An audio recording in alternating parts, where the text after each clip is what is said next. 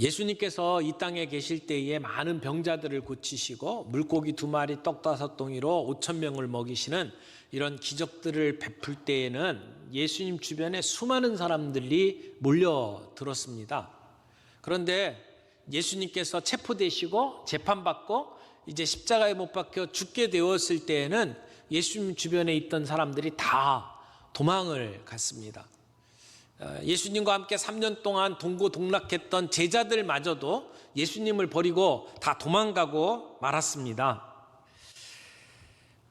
예수님의 제자 중에 베드로는 예수님을 버리지 않겠다. 모든 사람들이 예수님을 버린다 하더라도 나만큼은 예수님을 지키겠습니다. 그렇게 고백했던 베드로가 아닙니까? 그런데 어려움에 처했을 때에 베드로는 결국 예수님을 모른다고 3번씩이나 부인하게 되고 그리고 그 자리를 떠났습니다. 오늘 우리가 함께 읽은 이 말씀은 이제 모두가 떠난 그 자리에 예수님 십자가에 처형되시고 그리고 죽은 뒤에 일어나는 사건입니다.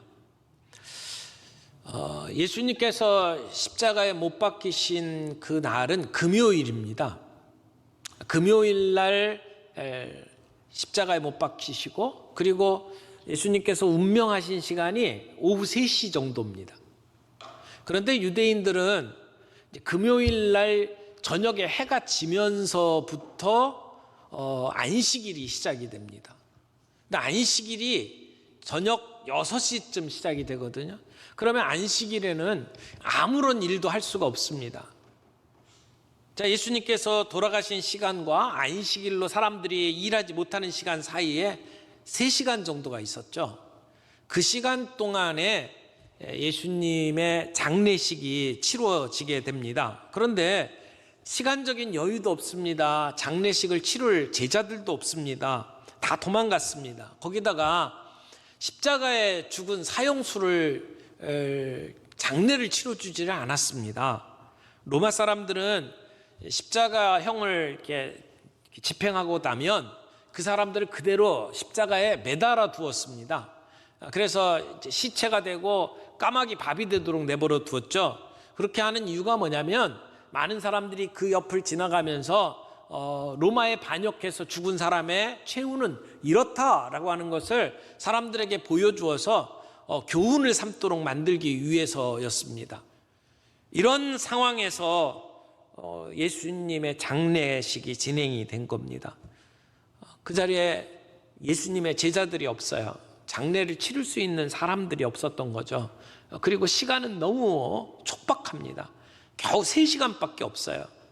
그 시간에 장례를 치러야 되는 그러한 상황 속에서 하나님께서는 2 사람을 예비해 놓으셨습니다. 오늘 본문에서는 그 요셉에 대한 이야기만 적혀 있습니다만은 요한복음에 보면 요셉과 함께 니고데모라고 하는 사람이 함께 예수님의 장례식을 치른 것을 보게 됩니다. 그래서 오늘 이 본문의 말씀을 가지고 몇 가지 좀 생각을 해보려고 합니다. 첫 번째는 신앙을 감춘 사람들의 모습입니다. 예수님께서 운명하시자 어떤 일이 벌어집니까? 아리마대 사람 요셉이 빌라도에게 가서 시체를 달라고 요청을 합니다.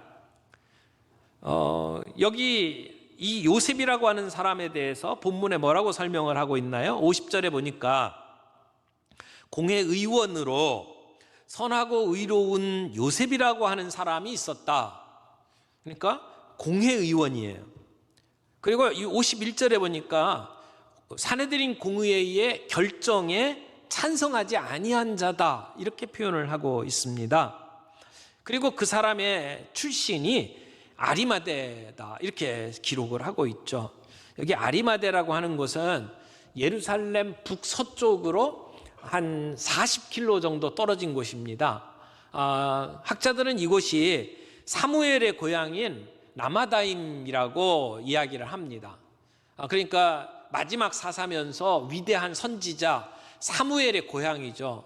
누군가가 우리 고향 출신이다라고 이야기를 하면 그 동네 사람들은 굉장한 자부심을 갖고 있죠. 그래서 이 요셉도 어렸을 때부터 사무엘에 대한 이야기를 듣고 그런 거룩한 어떤 영향을 받으면서 자라지 않았을까 이렇게 생각해 볼 수 있을 겁니다. 그는 존귀한 공회 의원이었습니다.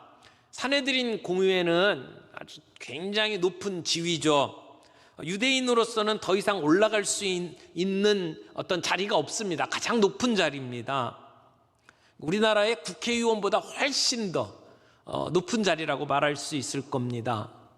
그런데 이 아리마대 요셉이 하나님 나라를 기다리고 있는 자다라고 기록을 하고 있죠. 하나님의 나라를 기다리고 있는 자, 그는 예언자들이 메시아가 올 것이다 라고 하는 말을 믿었고 기다리고 있었던 사람입니다. 근데 단순히 메시아만을 기다린 것이 아니라 예수님이 바로 그 메시아라고 하는 사실을 믿고 있었던 사람입니다. 요한복음 19장 38절에 보면 이 요셉에 대해서 이렇게 기록을 합니다. 아리마대 사람 요셉은 예수의 제자이나 유대인이 두려워 그것을 숨기더니, 지금 아리마대 요셉은 예수의 제자라고 분명하게 이야기를 하고 있습니다. 이 사람이 어떻게 예수님을 믿게 되었는지는 알 수가 없습니다. 그러나 분명히 예수님을 만났고 예수의 제자가 되었습니다. 하지만 유대인들이 두려워서 그것을 사람들에게 공표하면서 살지는 못했습니다. 아마 그 사람이 산헤드린 공의회 의원이잖아요. 그렇기 때문에 그의 위치에서 내가 예수의 제자다라고 말할 수가 없었을 겁니다. 아마 그렇게 이야기를 했다면 그는 공회의원에서 쫓겨났을 거예요. 그리고 죽지는 않았을지 모르지만 상당한 핍박을 받았을 겁니다. 그가 가지고 있었던, 그가 누리고 있었던 모든 기득권을 내려놓아야만 하는 상황이 되었을 겁니다. 그는 예수의 제자로서, 그 공회의원으로서 할 수 있는 일들을 했어요. 예수님을 잡아 죽이자라고 결의할 때 그는 그 결의에 찬성하지 않았습니다. 그러니까 모든 사람이 다 찬성해서 예수님을 죽인 건 아니라고 하는 사실을 알 수 있죠. 그럼 얼마나 많은 사람이 반대했는지 성경에 기록되어 있지 않지만 적어도 두 사람, 이 아리마대 요셉과 니고데모는 예수님을 죽이는데 찬성하지 않은 사람들이거든요. 그런데 오늘 본문에서는 이 두 사람이 다른 사람들의 눈에 아랑곳하지 아니하고 공개적으로 예수님의 시체를 달라고 하고, 그리고 예수님을 장사 지내는 모습을 보게 됩니다. 오늘 두 번째로 예수님의 장사 지낸 모습을 좀 살펴보기를 원합니다. 이들이 무엇 때문에 이렇게 변화되었을까요? 그 전에는 그들이 숨기고 있었는데 이제는 공개적으로 자기의 정체를 드러냅니다. 그것은 예수의 십자가 죽음을 봤기 때문입니다. 예수님이 십자가에 처형되는 그 모습을 본 그들의 양심에 큰 변화가 일어났습니다. 그래서 마가복음에 보면 당돌이라고 표현했어요. 당돌이 빌라도에게 가서 예수의 시체를 내달라고 요청을 했습니다. 아마 보통 사람들이면 빌라도에게 찾아가서 그런 요청을 못했을 거예요. 산헤드린 공의회 회원이었기 때문에 그런 감히 빌라도를 찾아갈 수 있었고 이런 요청을 할 수 있었다고 생각을 합니다. 제자들은 자기의 목숨이 위태로우니까 다 떠나갔습니다. 지금 예수님의 자리에 없습니다. 그러나 아마도 요셉의 입장에서 굉장히 심적인 고통이 크지 않았을까요? 그 자리를 떠나서 집에만 있을 수도 없을 거예요. 그러나 또 골고다에 가서 예수님의 그 죽음 앞에 직면하고 싶은 그러한 직면할 수 있는 자신감도 아마 없었을지 몰라요. 그 새벽에 산헤드린 공의회에서 예수를 죽이자고 결정을 할 때에 그걸 막아내지 못했어요. 아마 니고데모하고 둘이서 아무리 반대해도 어떨 수가 없을 겁니다. 역부족이었을 거예요. 어떻게 하든 예수를 살려보려고 노력은 했을 거예요. 그러나 그 모든 노력이 물거품이 되어버렸단 말이죠. 지금까지는 자기의 정체를 숨기고 중립적인 입장인 척하면서 예수님을 지키려고 했는데, 지금 상황이 이렇게 되고 났을 때에 그의 마음속에는 아마 내가 비겁했구나 라고 하는 생각이 들었을지도 몰라요. 아니면 내가 좀 더 최선을 다해서 막아내지 못했다라고 하는 그 마음에 죄책감이 있었는지도 모르죠. 근데 예수님이 너무나 일찍 돌아가셨어요. 오후 3시쯤 되니까 이미 돌아가셨어요. 예수님의 죽음을 확인하고 요셉은 빌라도에게 갑니다. 예수님은 분명히 숨을 거두셨고 운명하셨습니다. 그리고 유대인의 법에 따라서 지금 장례식을 치르는 것입니다. 예수님이 부활하시고 난 다음에 얼마나 많은 이단자들이 예수님이 죽은 게 아니다, 잠시 기절했는데 예수님 다시 살아난 것이다, 이런 식으로 예수의 부활을 믿지를 못했죠. 그러나 지금 새로 판 무덤에 예수님은 왕과 같이 장례식을 치렀습니다. 아주 값비싼 향료에 그리고 세마포로 예수님은 절차에 따라서 장례식을 치렀어요. 그리고 유대인들은 예수님이 했던 말을 기억을 하고 혹시 시체를 훔쳐서 예수가 살아났다라고 얘기할지 모르니까 지켜달라고 요청을 하죠. 그래서 빌라도는 그 무덤에 큰 그 돌문으로 막고 그리고 인을 쳤습니다. 아무도 이 문을 열 수가 없도록 만들고 그 앞에 군사들을 배치해서 지키게 됩니다. 이것이 예수님의 장례식의 모습이었습니다. 그 예수님의 장례식은 부자의 묘실에 장례가 되고 그리고 왕과 같은 그러한 예우로 장례식이 치루어진 것을 보게 되죠. 그러니까 예수님께서 이 땅에 오셔서 살아오셨던 삶은 점점 그 낮아지시는 삶이었죠. 비천의 삶으로 내려오셨고 결국은 죽기까지 낮아지셨습니다. 그리고 예수님의 장례식부터 시작해서 예수님은 왕으로서의 대우를 받는 그러한 모습을 우리들이 보게 됩니다. 세 번째로 생각할 것은, 근데 이들의 변화가 어디서 일어났느냐라고 하는 거예요. 숨길 수 없는 신앙의 이 모습이 도대체 어떻게 가능했냐라고 하는 것을 우리들이 좀 살펴보기를 원합니다. 요셉과 니고데모는 아주 연약한 믿음을 가지고 있는 사람들이 틀림없어요. 사람들 앞에 자신의 신앙을 드러내기를 두려워했던 사람들입니다. 그랬던 사람들이 지금 이렇게 바뀌었습니다. 어두운 밤에 몰래 예수님을 찾아왔던 그 사람이 이제는 대낮에 예수님을 찾아옵니다.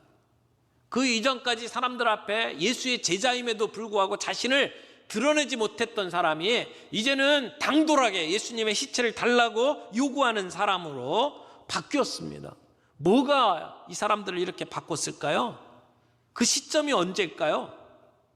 그것은 골고다 언덕에 예수님께서 죽어가시는 모습을 본 그 순간이었을 겁니다.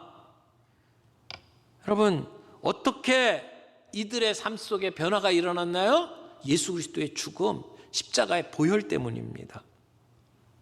예수님의 죽음을 예수님은 살아계실 때 이렇게 말씀을 하셨어요. 나는 나의 생명을 많은 사람의 대속물로 주려고 왔다. 많은 사람들을 위해서 대속물로 내 목숨을 내어놓았다라고 얘기했죠. 대속물이 뭡니까? 대속물은 몸값이에요. 몸값. 우리를 살려내기 위해서 그 몸값으로 예수님의 생명을 주셨다라고 하는 말씀이죠. 예수님은 사탄의 노예가 되어 있는 우리를 자유롭게 하기 위해서 예수님의 자신의 생명을 내어주신 겁니다. 그 예수님의 십자가의 죽음, 예수님의 보혈을 눈으로 목도한 이 사람들이 드디어 숨겨져 있던 그들의 믿음을 폭발하게 되었습니다. 어떻게 변화되었다고요? 예수 그리스도의 십자가, 예수 그리스도의 보혈 때문에. 제자이면서도 사람들의 이목이 두렵고 제자이면서 내가 누리던 것들을 내려놓는 것이 힘들어서 그들은 숨어 지냈는데 지금은 변화되었습니다. 이제는 예수님을 위해서 기꺼이 위험을 감수할 수 있는 자리에까지 나아갔죠. 십자가의 능력입니다. 십자가의 능력은 두려움 속에 숨어 지내던 사람들을 담대하게 변화시킵니다. 십자가의 능력은 지금까지 사람들 앞에 내 자신의 정체성을 드러내지 못하던 사람들에게 이제는 공개적으로 나를 이야기할 수 있는 사람으로 바꾸어 놓는 겁니다. 이것이 십자가의 능력입니다.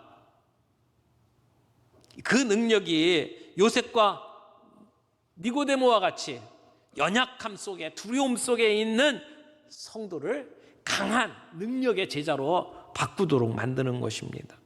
여러분, 요한복음에 보면 유독 니고데모에 대해서 3번의 그 기록을 남겨놓았습니다.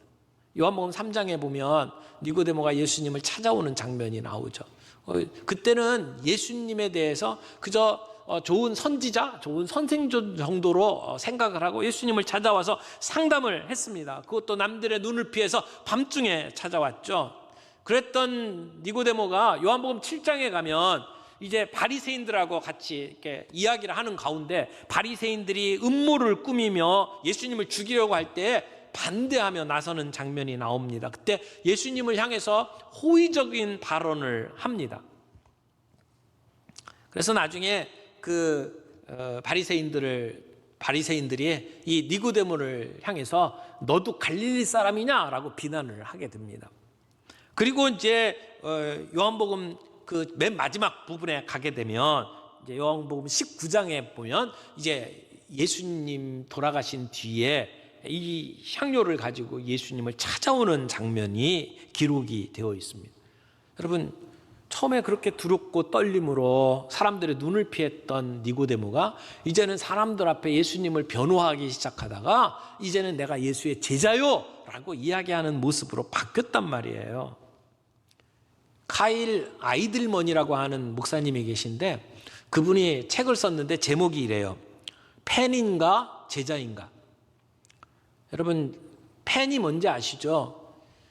이렇게 연예인들 이렇게 쫓아다니는 거, 막 환호하고 박수치고, 거기에 이렇게 푹 빠지면 핸드폰에도 그 사람 얼굴 박아놓고, 듣는 노래도 그 사람 노래만 듣고, 집에도 그 사람 사진까지 두고, 뭐 콘서트 한다면 거기 쫓아가고, 이게 팬 아닙니까? 뭐 스포츠 스타들에게도 그런 팬들이 있습니다. 그런데 이런 팬들은요, 그 사람과 함께 운동장에서 뛰는 사람은 아닙니다.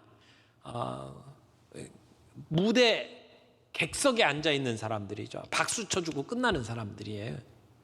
어떻게 보면 이 니고데모와 요셉은 자기 자신을 드러내기 전까지는 팬으로서 살았는지도 몰라요.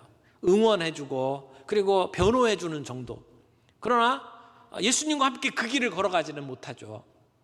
그러나 지금 이 순간 그들은 더 이상 팬이 아닙니다. 그들은 제자로 바뀌었습니다.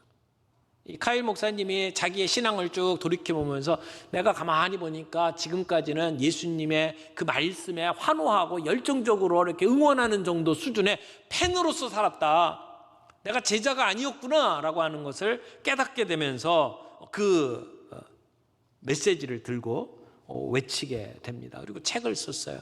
주님이 원하시는 것은 팬이 아닙니다. 예수님에게 얼마나 많은 팬들이 모였느냐. 예수님 그런데 관심 두고 계시지 않다는 것입니다. 예수님은 우리를 제자로 부르셨습니다.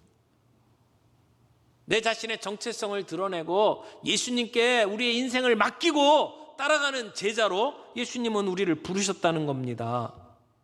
내가 오늘 팬이 아닌 제자로서 우리의 인생을 살아간다면 우리의 인생은 어떻게 달라질까요? 내가 예수님을 진심으로 믿고 따르면 우리의 삶에 어떤 변화가 일어날까요? 우리는 언제 무엇을 하든지 예수님을 최우선순위에 두고 예수님께 사랑을 고백하며 사람들에게 내가 예수의 제자임을 드러내며 살아가지 않을까요? 제자는 예수님을 위해서 죽는 사람입니다. 예수님을 위해서 내가 가지고 있는 것을 내려놓는 사람입니다. 그때 그런 제자가 될 때 진정한 영혼의 만족이 있고 기쁨이 있다는 것입니다. 팬이 되는 것만으로는 충분하지 않다. 예수님은 팬이 많아지는 것에 전혀 관심이 없다는 겁니다. 전적으로 항복하고 헌신하는 제자가 되어야 한다. 여러분, 이 니고데모와 요셉의 모습이 바로 제자의 모습으로 바뀌어졌다는 것이죠. 그저 예수 믿고 그러면 구원받는다, 이 정도의 신앙이 아니라는 겁니다. 새로운 관계를 맺었다면 우리는 예수님과의 그 관계 속에서 제자로서 살아가야 합니다. 그 관계 속에서 우리의 모든 삶이 달라지게 되어 있습니다. 내가 사용하는 시간, 내가 사용하는 물질, 모든 것의 관점이 바뀐다는 것입니다. 윌리엄 보든이라고 하는 분이 있습니다. 이분이 상당히 많은 유산을 물려받는 사람이에요. 수십억 달러 가치가 있는 낙농회사의 상속자로 태어났던 사람입니다. 이 사람이 예일 대학교 그리고 프린스턴 대학교에서 학위를 취득을 했습니다. 근데 이 윌리엄 보든이 고등학교를 졸업하자마자 그 부모님이 그에게 세계 여행을 권유를 했어요. 그래서 유럽, 아시아, 중동 이런 지역에 여행을 하던 중에 복음이 전파되지 아니한 곳을 하나님께서 찾아가라, 이렇게 하는 하나님의 음성을 마음에 들었습니다. 그래서 이제 예수님을 위한 선교에 자기 자신을 바치겠다라고 하는 편지를 부모님에게 보냈어요. 그러면서 자기의 성경책 그 한 부분에다가 이렇게 문장을 썼습니다. 남김없이 이런 말을 썼어요. 근데 아버지가 강력하게 그를 권고해서 예일 대학에 들어갑니다. 거기서 자기는 예수님만을 사랑하기로 결심하고 자기 친구들을 모아가지고 아침마다 성경을 읽고 기도하는 모임을 시작을 했어요. 그래서 그 학교에서 4학년이 되었을 때에 그 학교 안에 그런 성경 공부하고 기도하는 모임이 거의 1000여 개가 달할 정도로 그런 성경 공부 운동을 일으켰습니다. 그때 그는 성경책에다가 또 한 문장을 기록을 했는데, 그때 거기 뭐라고 썼냐면 후퇴 없이, 남김없이, 그리고 후퇴 없이 이렇게 썼어요. 그리고는 세계 선교로 부르시는 주님의 음성을 듣고 그는 중국에 가서 복음을 전하기로 마음을 먹었습니다. 근데 중국에 들어가기 앞서서 먼저 아랍어를 배우고 이슬람 지역에 선교를 하러 이제 이집트를 갑니다. 그런데 이집트에서 척수막염에 걸리면서 한 달 만에 세상을 떠납니다. 그 나이가 그때 25이었습니다. 근데 그가 죽고 난 다음에 그의 성경책에 보니까 또 한 문장이 기록이 되어 있는데, 그 성경책에 기록된 그의 한 문장은 후회 없이 이렇게 써 있어요. 남김없이, 후퇴 없이, 그리고 후회 없이. 여러분, 오늘 주님이 우리에게 부르시는 부름은 팬이 아니라 제자입니다. 오늘 이 십자가의 예수님의 죽음을 바라보면서 요셉과 니고데모가 이제 나는 숨지 않겠습니다, 이제 나는 예수님을 따르는 제자로 드러내며 살겠습니다 결단하며 살아갔던 것처럼, 주님, 우리가 주님을 따르겠습니다. 내가 주님 부인하지 않겠습니다. 이제부터는 제자로 살아가겠습니다. 우리가 함께 고백하며 그렇게 살아갈 수 있는 예수의 제자가 되기를 바랍니다.